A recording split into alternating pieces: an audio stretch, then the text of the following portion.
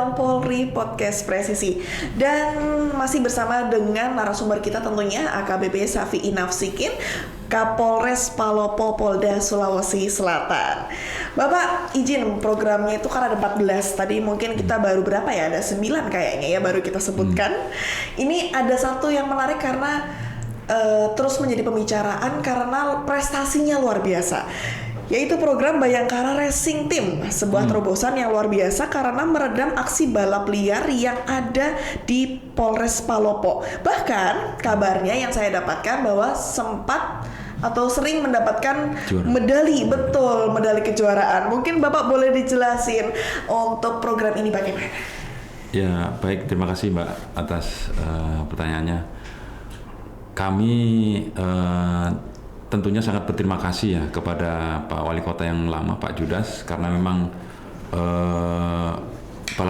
aksi balap liar di Kota Palopo ini sangat marak sebelumnya, sehingga pemerintah Kota Palopo berniat untuk membangun sirkuit yang memiliki panjang 1,7 km, sehingga waktu itu Pak Wali Kota langsung membangun dan alhamdulillah atas perjuangannya beliau, upayanya beliau, kami langsung buka dengan Pak Wali Kota yang lama, kemudian sama Pak Rudi Mase, beliau dari IMI Pusat, kalau nggak salah, beliau anggota DPR RI, dan waktu itu kami launching dan kami lihat masyarakat Kota Palopo bahkan dari luar itu antusias untuk melihatnya saat itu, karena memang datang para pembalap-pembalap nasional itu bertanding di sirkuit ini.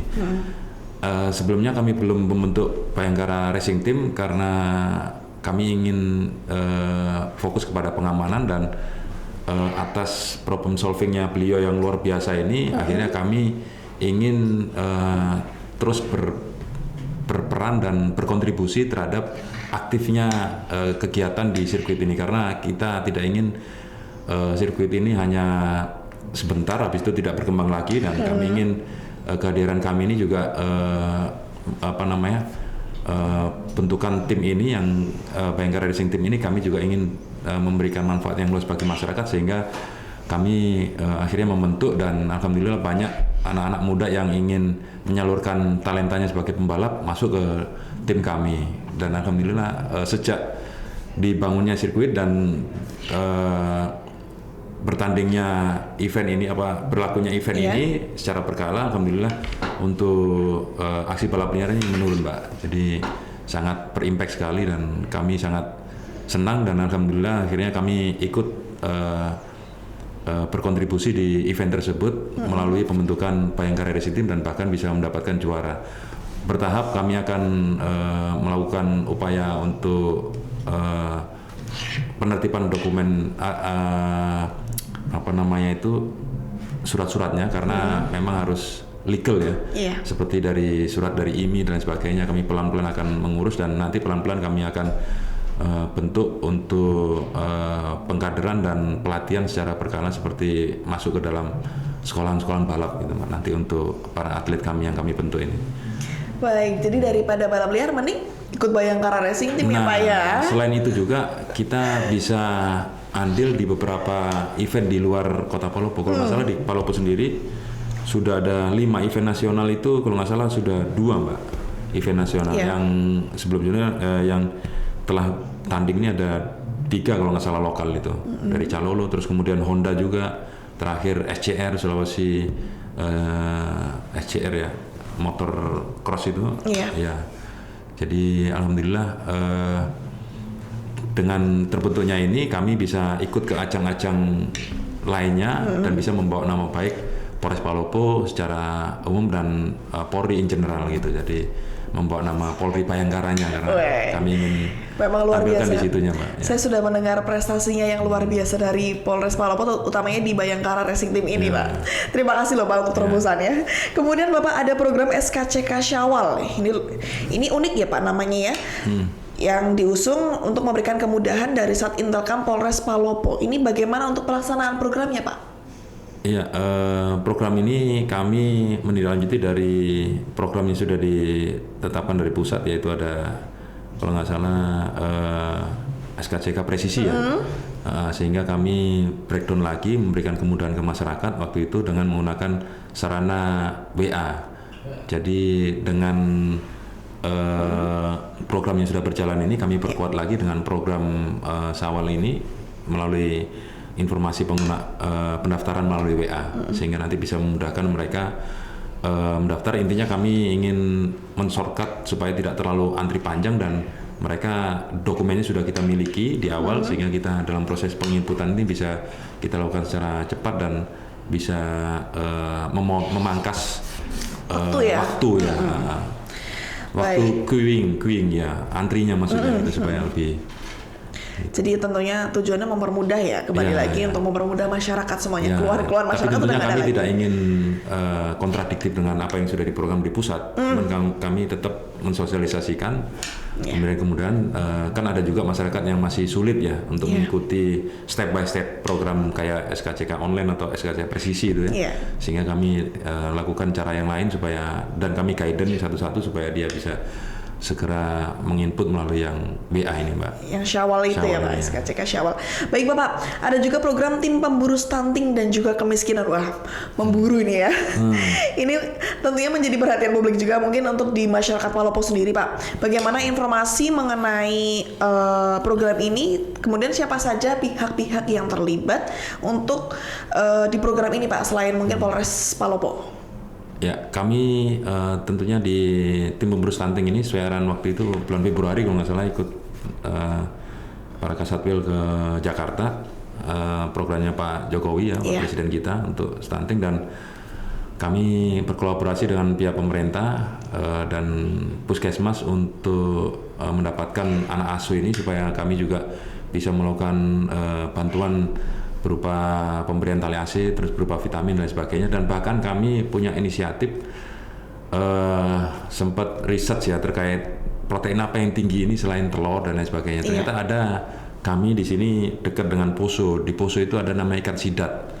Ikan sidat kalau nggak di perut Jepang itu kan ada belut Jepang itu. Ternyata proteinnya lebih tinggi. Kalau kita makan di Sushite itu kan belut Jepang itu, ternyata di Indonesia itu ada. Nah, sehingga kami sempat waktu itu kami beli, kami kelola, kami budidayakan di situ, dan kami bagi-bagi sebagai tali ASI ke ibu-ibunya yang punya anak yang stunting ini. Sehingga harapan kami dengan kita kasih ikan sidat ini bisa dikonsumsi dan bisa memberikan usapan dan perubahan yang ini, karena kan protein paling tinggi dibandingkan telur dan yang lain daging atau apa gitu.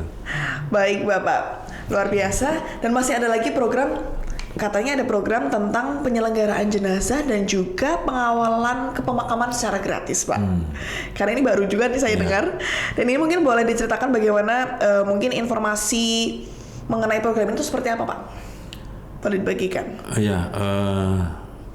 Kembali lagi tadi para Babin Kamtipmas, kami alhamdulillah juga memiliki kompetensi di luar bidangnya ya, kayak seperti dia mampu untuk memandikan jenazah, terus mengkafani, menguburkan langsung ke ininya, jadi satu paket gitu ya.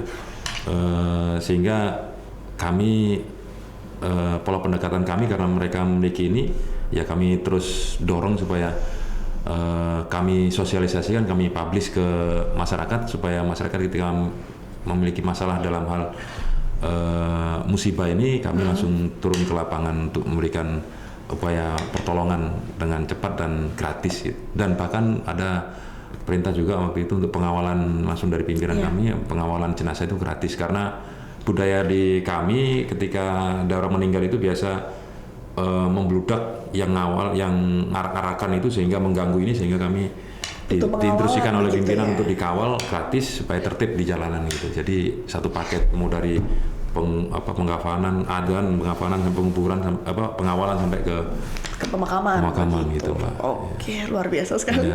Dan masih ada lagi, kalau menurut data yang kami peroleh bahwa Kelurahan Pontap di Palopo adalah wilayah yang tinggi dengan angka kasus narkoba, betul ya, Pak ya. Dan ini yang salah satu program yang diusung oleh Bapak adalah dengan mendirikan posko tangguh anti narkoba. Bagaimana untuk implementasinya, Pak? Ya, kampung bebas narkoba ya.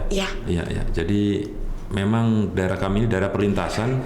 Kalau melihat dari jaringan narkoba, karena dulu saya juga pernah di Satgas narkoba ya dulu waktu di Jakarta. Nah, memang ini kan barang nih banyak yang lewat dari Malaysia turun ke Tawau, terus kemudian ke Parepare nyebar ke daerah Palopo. Nah, ini karena di tempat kami ini mayoritas nelayan, sehingga kami dalam beberapa upaya penegakan hukum ini banyak nelayan yang konsumsi narkoba, sehingga Pontap ini daerah pesisir dan tinggi tingkat narkobanya, sehingga kami punya ide untuk kita bangun kampung bebas narkoba supaya bisa lebih dekat ke sasaran dan bisa langsung sentuhan dengan masyarakat, dan kita membuka ruang untuk siapa yang melaporkan bisa langsung kita segera ini, siapa yang bermasalah dengan ini bisa kita lakukan konseling, rehabilitasi dan sebagainya. Kita jadikan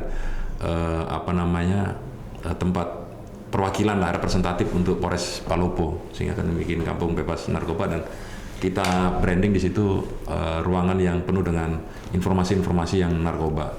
Oke. Gitu, baik Pak, terakhir nih Pak, kita kan akan menyambut Pesta Demokrasi tahun 2024. Ini saya ingin mengetahui bagaimana kesiapan dari mungkin Polres dari Palopo, kemudian apa mungkin pesan untuk masyarakat dengan Polri menggelar operasi Mantap Berata, Pak? Ya.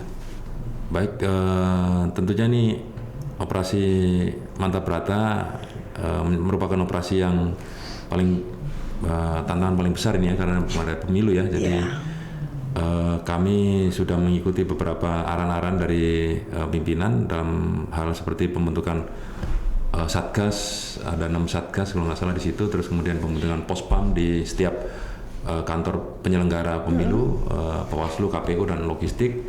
Kemudian kami juga rutin melakukan cooling system, kami juga ada di bagian satgas preemptif. Kemudian karena kami sebelumnya dari Cyber Barreskrim, Mbak, karena kami juga mengetahui bahwa pengalaman yang lalu 2019 untuk kasus hoax sangat tinggi, sehingga kami intens juga melakukan sosialisasi terkait ujaran kebencian gitu. Dan alhamdulillah tadi ada staf kami diminta untuk berbicara masalah cyber tentang hoax itu dengan mahasiswa, karena memang mahasiswa kami care ya, peduli dia terhadap pemilu, sehingga kami juga gandeng di kemahasiswaan ini ada OKP Cipayung Plus, ada dari rektorat sendiri itu diajak untuk menyampaikan sosialisasi ke masyarakat dan adik-adik mahasiswa di sana gitu.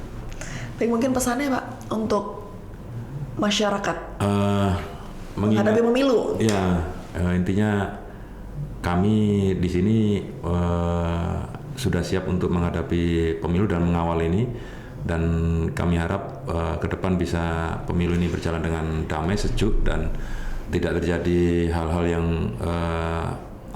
munculnya sara. Dan kami berharap tentunya apalagi yang masalah ini ya, berita informasi ya, berita di sosial media ya jangan terlalu ini dicerna dan saring sebelum sharing gitu. Jadi ya kami tentunya membuka ruang pelaporan seperti patroli cyber kami juga terkoneksi dengan patroli siber, karena ada langsung ya website patroli siber. Kami announce juga ke masyarakat apabila ada hal yang berkaitan dengan disinformasi bisa share ke patroli siber, dan kami kawal karena kami mantan Cyber Barreskrim itu. Baik Bapak, terima kasih untuk kunjungannya dan informasi yang diberikan. Dan demikian pemirsa untuk informasi yang diberikan dengan narasumber kita AKBP Safi Inafsikin, Kapolres Palopo Polda Sulawesi Selatan. Tentunya kita nantikan untuk episode berikutnya. Dan Ines pamit, mohon maaf apabila ada salah kata, dan salam presisi.